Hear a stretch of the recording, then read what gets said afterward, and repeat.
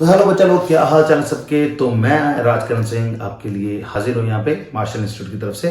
तो जैसे कि आपको पता है कि टर्म 1 टर्म 2 का सिलेबस आ गया है and we are going to discuss a special strategy जिसको यूज करते हुए you can crack your physics exam very easily.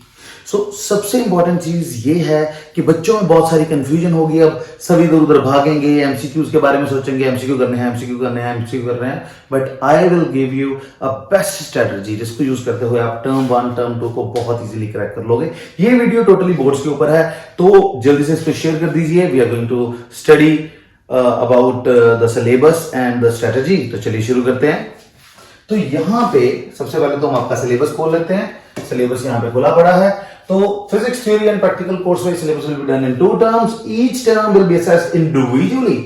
Okay, so syllabus are assigned for the term 1. As we know that the term 1 here contains MCQs only, और MCQs के चलते आपको इसके अंदर बहुत सारी चीजें समझने वाली हैं। ठीक है, तो सबसे पहले तो अगर आप इलेक्ट्रोस्टैटिक्स की बात करो, यहाँ पे ये देखो इलेक्ट्रोस्टैटिक्स। इलेक्ट्रोस्टैटिक्स के 2 पार्ट्स होते हैं, इलेक्ट्रिक चार्जेस एंड फील्ड्स और इलेक्ट्रोस्टैटिक पोटेंशियल एंड कैपेसिटेंस।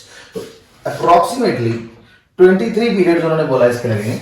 ठीक है, और 17 मार्क्स के होंगे current electricity plus your electrostatics. अब करंट इलेक्ट्रिसिटी के अंदर हमारे पास एक चैप्टर ही आता है करंट इलेक्ट्रिसिटी। अगर आप एनसीईआरटी की तरफ से देखो तो पहले 3 चैप्टर मिला के अप्रोक्सीमेटली 50% ऑफ टर्म 1 कवर करेंगे। तो अगर आपने पहले 2 चैप्टर पढ़े हैं तो उससे कुछ नहीं होने वाला, आपको 3rd चैप्टर पढ़ना है, उससे आपका अप्रोक्सीमेटली 50% सिलेबस कवर अप हो जाएगा। उसके बाद मैग्नेटिक इफेक्ट्स ऑफ करंट, इसके अंदर भी 2 पार्ट्स होते हैं, मूविंग चार्जेस एंड मैग्नेटिज्म और magnetism and matter, as you all no.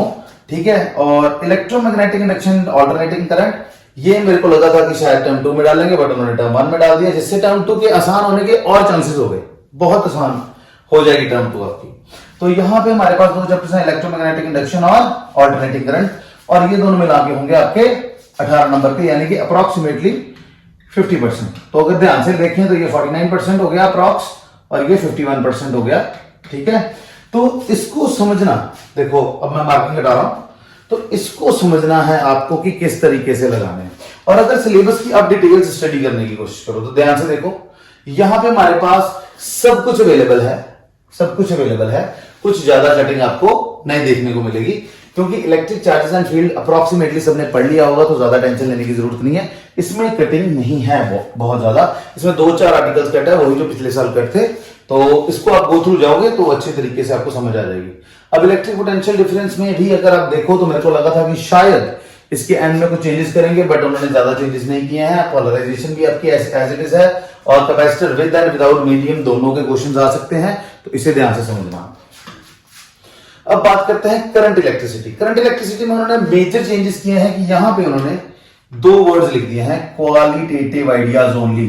और जब क्वालिटेटिव आइडियाज ओनली की बात आती है तो बच्चे बहुत ज्यादा कंफ्यूज हो जाते हैं। कंफ्यूज होने की बात नहीं है बेटा, क्वालिटेटिव का मतलब है आपको सिर्फ कॉन्सेप्ट पे काम करना है, इसके न्यूमेरिकल्स नहीं आएंगे। न्यूमेरिकल पार्ट इन दोनों का नहीं आएगा, ना मीटर ब्रिज का आएगा, ना internal resistance of the cell का आएगा।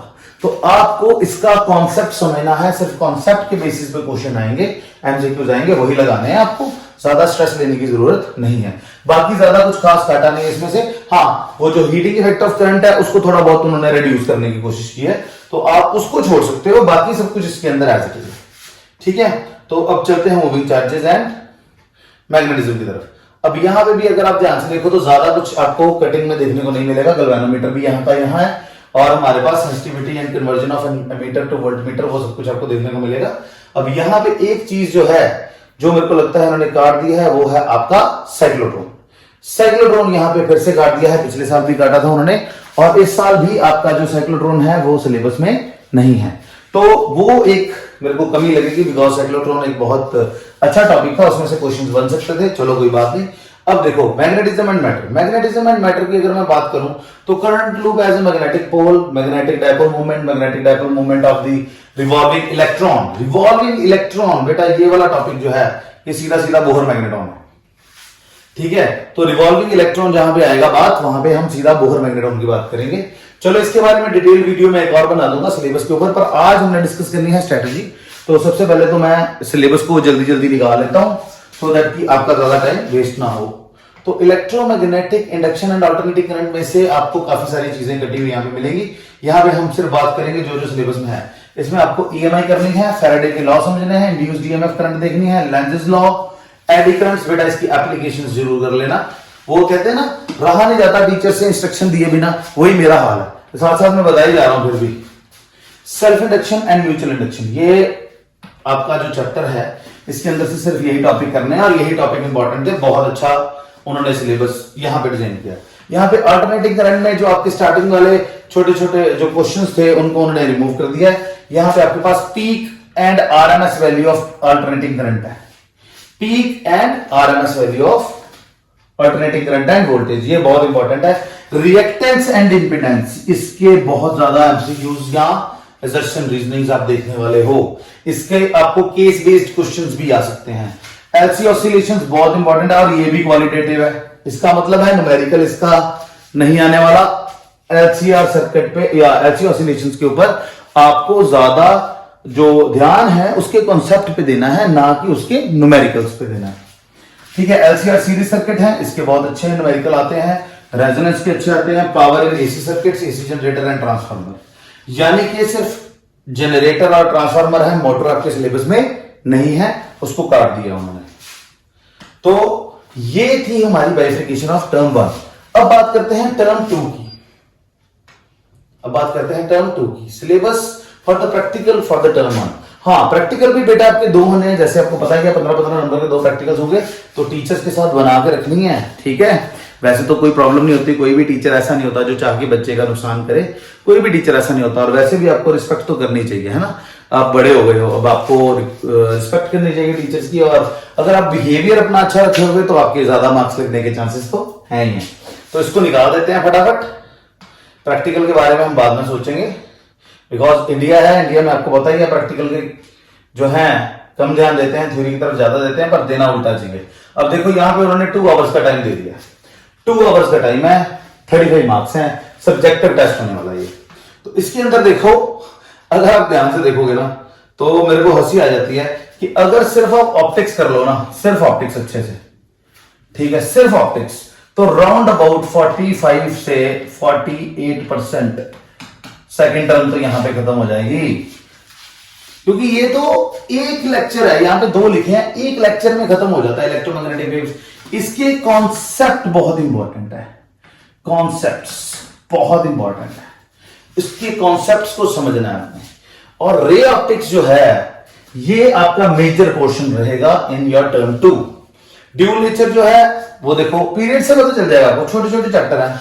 एटम्स एंड न्यूक्लियर थोड़ा टाइम कंज्यूमिंग है पर बहुत ही इंपॉर्टेंट है। इसमें से आपको बहुत ऐसे क्वेश्चंस मिलने वाले हैं जो एक्सपेक्टेड होंगे, पर सब्जेक्टिव होने के कारण ये पेपर कंपैरेटिवली आपको इजी देखने को मिलेगा, बिकॉज इसके अंदर आपको थोड़े बहुत थ्योरी क्वेश्चंस मिलेंगे, बट इसके अंदर भी आपके पास कॉन्सेप्ट स्ट्रांग होने चाहिए आपके। सो कॉन्सेप्ट पे काम करना है। अब सीबीएसई मेमोराइजेशन वाले क्वेश्चंस नहीं डाल रही है, अब वो डालेगी कॉन्सेप्ट वाले। सो एजुकेशन सिस्टम इवॉल्व हो रहा है, अच्छी बात है, ये इवॉल्व होना बहुत अच्छी बात है। और अगर हम कॉन्सेप्ट की तरफ जा रहे हैं तो इसका मतलब है हम ऐसे स्टूडेंट्स जनरेट करने वाले हैं जो बहुत ही ज्यादा डीपली कॉन्सेप्ट को स्टडी कर रहे होंगे। ठीक है, सो मेमोरी वाले बच्चे, अब जैसे वो उनका प्लस पॉइंट होता था, प्लस पॉइंट तो अभी भी उनका रहेगा because memory is a very good thing, but concept वाले बच्चे जो हैं they will also rise here. तो यहां पे सेमीकंडक्टर है और electronic devices, material devices and simple circuits, उनके आपको यहां पे देखने को मिल जाएंगे। तो यहां पे अगर मैं बात करूं सिलेबस की, तो सिलेबस में कुछ ज्यादा काटाबिटी की हुई नजर नहीं आ रही। रिफ्लेक्शन ऑफ लाइट तो वैसे नहीं था, सीधा टोटल इंटरनल ऑफ रिफ्लेक्शन आ गई है, लेंस मेकर फार्मूला है, ऑलमोस्ट जो इंपॉर्टेंट फार्मूले हैं सिर्फ वही हैं। बस एक बात याद रखना, बच्चे टेलीस्कोप पढ़ते समय रिफ्लेक्टिंग टाइप ऑफ टेलीस्कोप्स को इग्नोर कर जाते हैं, उनको इग्नोर आपने नहीं करना है, बहुत इंपॉर्टेंट है। ठीक है, ये चीज। वेव ऑप्टिक्स के अंदर तो बहुत अच्छी बात है कि आपका यंग्स डबल स्लिट एक्सपेरिमेंट आ गया है, डायफ्रैक्शन तक ये आएगा। पोलराइजेशन इसमें फिर काट दी है, पिछली बार पोलराइजेशन काट दी थी और इस बार भी काट दी है। तो जो ज्यादा सिलेबस है वो पिछली बार जैसा सेम ही है, बस बाइफिकेशन कर दी है कि पहले 4 ऊपर आएंगे, नीचे बाकी आएंगे। मेन यूनिट्स अगर मैं बात करूं आपके साथ तो मेन 4 यूनिट्स ऊपर आएंगे, बाकी वाले 4 यूनिट्स नीचे आएंगे। ड्यूल नेचर के अंदर भी उन्होंने जो पिछली बार काटा था वही काटा है, कुछ ज्यादा एक्स्ट्रा नहीं किया है। Experimental study of photo electric effect, one of the most important question. Davidson and German experiment काट दिया है, उसकी जरूरत नहीं है पढ़ने की। सो चलिए आगे बढ़ते हैं। अब यहाँ पे आ गया है alpha particle scattering experiment, Rutherford के, Bohr model, energy levels, hydrogen spectrum, ये बहुत इंपॉर्टेंट क्वेश्चन है। कंपोजिशन ऑफ न्यूक्लियस है। अब यहाँ पे भी उन्होंने न्यूक्लियर फिजन फ्यूजन डाल दिया है, बट आपके हाफ लाइफ वाले न्यूमेरिकल्स काट दिए हैं, एवरेज लाइफ वाले न्यूमेरिकल्स काट दिए हैं, बट आप फिर भी उसको ट्राई करके जाना कि बाई चांस कोई प्रॉब्लम ना हो जाए। सेमीकंडक्टर के केस के अंदर हमारे पास वही है जो पिछली बार उन्होंने काट दिया था। जैसे जीना डायोड मेरे को यहाँ पे नजर नहीं आ रहा, तो जीना डायोड एक बहुत इंपॉर्टेंट क्वेश्चन था। Zener diode as a voltage stabilizer बहुत इंपॉर्टेंट क्वेश्चन था, तो वो उन्होंने टोटली काट दिया है। आपका सिलेबस बहुत ईजी है, कोई टेंशन लेने वाली जरूरत नहीं है आपको। अब वही 15 मार्क्स का फिर दोबारा से प्रैक्टिकल होगा। अब इसको समझना क्यों जरूरी है ज्यादा, इसको सारी चीज को समझना क्यों जरूरी है कि बेटा अगर आप टर्म 1 और टर्म 2 में से किसी एक को भी सीरियस नहीं लेते तो आपके मार्क्स बहुत ज्यादा खराब आने वाले हैं। बिकॉज क्या पता टर्म 1 ही ना हो, सीधा टर्म 2 हो, क्या पता टर्म 1 हो जाए टर्म 2 ना हो। तो आपको ये चीजों का ध्यान रखना है। मेरी पिछली वीडियो देखोगे आपको पता चलेगा कि अगर एक टर्म नहीं होती और एक होती है तो जो टर्म हमारी ऑफलाइन होगी उसको ही ज्यादा वेटेज मिलेगी, ये बात मेरी याद रखना। और अब जिस बात की आप वेट कर रहे थे, द बेस्ट स्ट्रेटजी, रामबाण strategy to clear the examination, तो वो करते हैं शुरू। उसके लिए हम अपने बोर्ड पे वापस आ जाते हैं। तो बच्चों यहां पे हम समझने वाले हैं बहुत ही इंपॉर्टेंट चीज, यानी कि हमारी आज की बेस्ट स्ट्रेटजी जो हमने सोची है, और इसको अगर आप अच्छे से फॉलो कर जाते हो तो you will get definitely good marks. सबसे पहली चीज जो मैं आपको यहां पे बोलने वाला हूं कि concentrate on the both terms, दोनों टर्म्स पे ध्यान देना है। अगर आप किसी एक टर्म को भी इग्नोर करते हो तो आपको बहुत बड़ा हर्जाना देना पड़ सकता है अपने मार्क्स के रूप में। दूसरी चीज है कि try to finish optics in term one. अगर आप ध्यान से देखो तो जो मेरे लेक्चर्स चल रहे हैं, जो मैं ऑनलाइन क्लासेस ले रहा हूं, तो उसके अंदर भी हमने यही स्ट्रेटजी बनाई है कि ऑप्टिक्स कम से कम ऑप्टिक्स जो है उसे हम टर्म 1 में खत्म करेंगे, बिकॉज ये एक मेजर पोर्शन है। और अगर आप 50% ऑफ सिलेबस अपना टर्म 1 का खत्म कर टर्म 2 का खत्म कर लेते हो टर्म 1 में, तो आपको बेनिफिट होने वाला है। बिकॉज के टर्म 2 का सिलेबस जो है वो 2 महीने में खत्म नहीं होगा, 2 मंथ्स ओनली। आपको सिर्फ 2 महीने मिलने वाले हैं। देखो जनवरी, फरवरी, मार्च में उन्होंने बोला पेपर शुरू हो जाएंगे। चलो पेपर्स जैसे फॉर एग्जांपल है कि वो छोटे मोटे पेपर जैसे है, मलयालम का पेपर है, इंग्लिश का पेपर है, म्यूजिक का पेपर है, ऐसे पेपर चलो मार्च में हो जाएंगे, अप्रैल में मेन होंगे। बट हमें तैयार रहना है, हमें बहुत सारी प्रैक्टिस करनी है। कोशिश करो कि ऑप्टिक्स एटलीस्ट आप टर्म 1 में खत्म कर लो। ये एक बहुत ही इंपॉर्टेंट पॉइंट है, बहुत ही ज्यादा, इसको ध्यान रखना। और 4th point, try to concentrate on concepts. कहते हैं कि एमसीक्यूज को निकालने के लिए सबसे इंपॉर्टेंट चीज होती है कॉन्सेप्ट। और अगर आपके कॉन्सेप्ट इंपॉर्टेंट है, अच्छे हैं, ठीक है, तो आपको कोई दिक्कत नहीं आने वाली। ये बात मेरी आप याद रखना। You will have no problem अगर आपके कॉन्सेप्ट्स अच्छे हैं। और एक इसके साथ मैं ऐड ऑन अपनी चीज करने वाला हूं, बहुत इंपॉर्टेंट है, वो आप जरूर समझ लेना कि MCQs of boards are different from MCQs of competition. बच्चे क्या करते हैं, टीचर्स भी क्या करते हैं, और किताबों वालों क्या करते हैं, बस एमसीक्यू बनाने, इधर से उठाओ उधर से उठाओ, जो बने बनाए पड़े हैं, मेहनत लगाने की जरूरत नहीं, इकट्ठे करे डाल दिए। बट ऐसा नहीं है। बोर्ड्स के लेवल के एमसीक्यूज अलग सिस्टम के जाने वाले हैं और कॉम्पिटिटिव के अलग वाले जाने वाले हैं। वो ना हो कि आप कंपटीशन की तैयारी करते रह जाओ और बोर्ड्स वाले एमसीक्यूज कॉन्सेप्चुअल जो हैं छोटे छोटे, उसमें आप पढ़ना शुरू कर दो। सो ये दोनों को आप तैयार करते समय ध्यान से देखो। जेईई मेंस भी देना है, एडवांस भी देना है, एनडीए भी देना है, सब कुछ देना है, बट आपको ये पता होना चाहिए कि बोर्ड्स के लिए कौन से एमसीक्यूज तैयार करने हैं और कंपटीशन लेवल के लिए कौन से तैयार करने हैं। आगे आप वैसे बड़े हो, खुद समझदार हो, you can understand what I am trying to say to you. ठीक है, अब यहां पे एक और बहुत इंपॉर्टेंट चीज आती है, फॉलो NCERT एंड एग्जाम्पलर।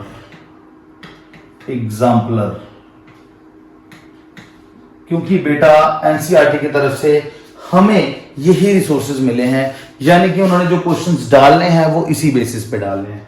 सो ये 4-5 पॉइंट्स अगर आप अपने दिमाग में रखो, then you are not going to fail in any way, और बहुत अच्छे मार्क्स आएंगे। सबसे इंपॉर्टेंट चीज है कि बोथ टर्म्स आपको उसके ऊपर कंसंट्रेट करना है।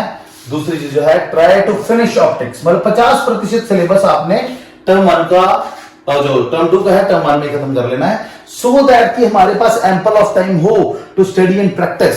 ओके, सो अभी जैसे फॉर एग्जांपल बहुत सारे बच्चों ने 2, 4, 5 चैप्टर्स खत्म कर लिए होंगे, तो मैं ये कह रहा हूं कि अगर आपके पास टाइम है तो ऑप्टिक्स को खत्म करो ना यार। अगर आप खत्म करोगे तो ही आपके पास टर्म 2 के अंदर ज्यादा टाइम बचेगा। बिकॉज अगर मैं पंजाब की बात करूं, आई एम फ्रॉम पंजाब, तो यहां पे तो भैया पहले जनवरी के 15 दिन ना लोहड़ी चलती है सिर्फ। ठीक है, रोज पार्टीज, ये वो डिंग फलान, सारा कुछ ऐसे ही चलता है। तो यहाँ पे हमारे पास बहुत ज्यादा टाइम वेस्ट होने वाला है, यहाँ पे छुट्टियां बहुत रहेंगी आपको। तो इसलिए मैं ये कहना चाह रहा हूं कि ये जो 2 मंथ्स हैं, these are not sufficient. Because देखो 2 मंथ में सिलेबस खत्म करोगे, अप्रैल के अंदर आपके एग्जाम शुरू हो जाएंगे। ठीक है, तो इसके अंदर हमारे पास जो स्ट्रेटेजी है हमारी काम नहीं करेगी अगर आपने ऑप्टिक्स ना खत्म किया हुआ। तो ऑप्टिक्स को खत्म करो, 50% टेंशन आपकी उतर जाएगी टर्म 2 की।